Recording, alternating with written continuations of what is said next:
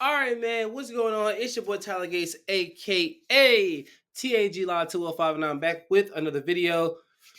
The Chicago Cubs, recently they've been on a hot streak. They've been doing good. They've been doing real good. Um, and I was scrolling through Twitter this morning, this very good Sunday morning, and MLB Deadline News. They're a good source to follow. They're a great source to follow. I would recommend following them on Twitter.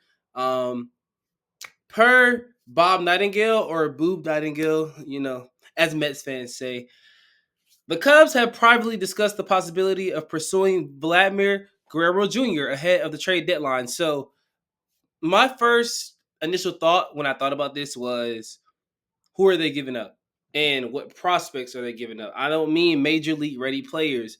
I'm talking about prospects. You're giving up your top prospects when you're talking about Vlad Guerrero Jr. And I kind of took the initiative to kind of figure out who would they give up, because they had Brendan Davis. He was like their top prospect. What, in 2022? Everybody thought he was the future outfielder. Then they trade for Pete Crow Armstrong back in 2021, and they're like, okay, no, he's the number one prospect. And in their defense, they should have that. They should have that conversation about who is our top outfielder, but who's our top prospect. You have people like James Triantos, Ben Brown, who got called up, and he's been great. Brendan Davis, Pete Crow Armstrong. I'm a firm believer in PCA. I feel like PCA will be an all-star next year when he fully gets acclimated. Still young, 21 years old. Do you want to give up Pete Crow Armstrong? No, because he's your future outfield. Would you mind giving up Brendan Davis? You might have to.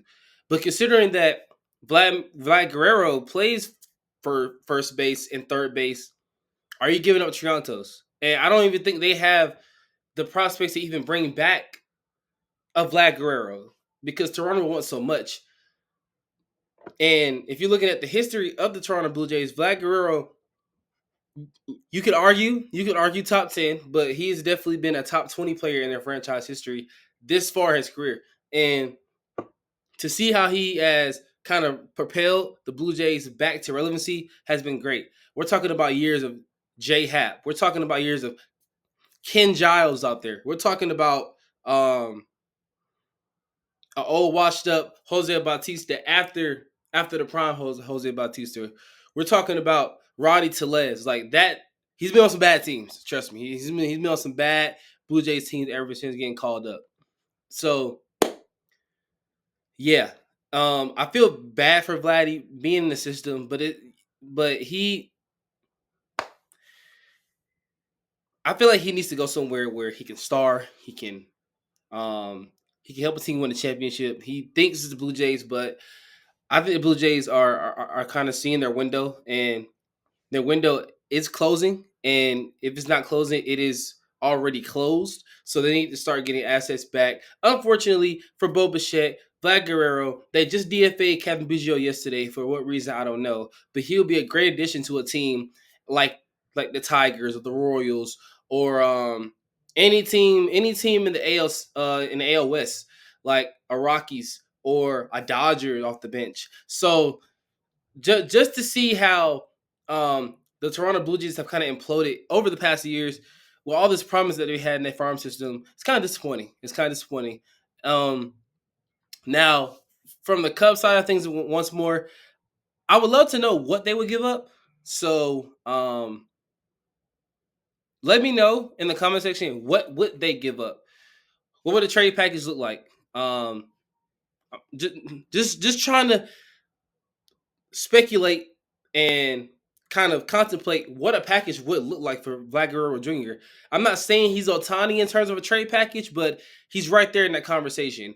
Now, of course, this season he's dropped off a lot, and they couldn't come to terms on a contract extension to keep him there long term. So that's probably why you trade him. It's like a Pete Alonso situation where you have these first basemen and you don't know what they're going to do. You don't know what their agents are going to do. So you must trade them, right, to get the package back that you want, especially if you know Vlad's not going to return and he has not signed a contract extension to keep him there long term.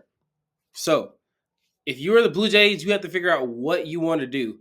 And that front office, they're gonna have to sit down. They're gonna have to figure out, especially towards the end of June, because July is trade deadline month, and the trade deadline is at the end of July. So hypothetically, they have about a month and a half left of Vlad Guerrero Jr. if they decide to trade him. And if they do trade him at the 12th hour, which I do believe it will be at the 12th hour, you're gonna get prospects back. You're gonna get prospects, but are those prospects going to make an impact for you down the line? That's the question you have to ask for. Not only him, but Bo Bichette.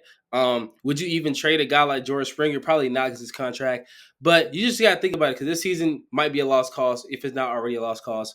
So, once again, just let me know in the comments, what are your trade packages for the Blue Jays, for Vlad Guerrero, for Bo Bichette, even possibly George Springer. Maybe you even want to throw Alec Manoah in there, which I don't think that's possible. But any of these relievers, any of these starters that you think the Blue Jays will trade, please let me know in the comment section. Like it up, subscribe, and stay live. I'm out.